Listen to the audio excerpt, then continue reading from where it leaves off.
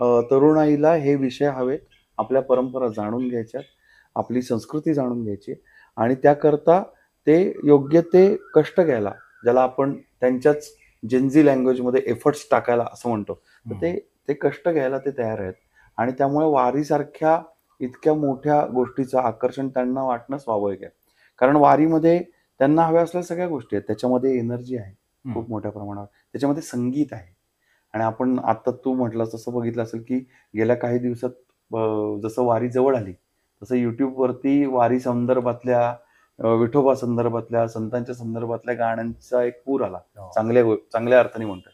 ही चांगली गोष्ट आहे. कारण हे सगळं तरुणाईला हवंय. हं. त्यांना परंपरेशी जोडलं जायचंय आणि त्यामुळं वारीकडं ते एक उत्तम साधन म्हणून पाहतात, की ही सगळी परंपरा त्यांना सामावून घेता येईल स्वतःमध्ये आणि स्वतःलाही परंपरेमध्ये सामावून देता येईल.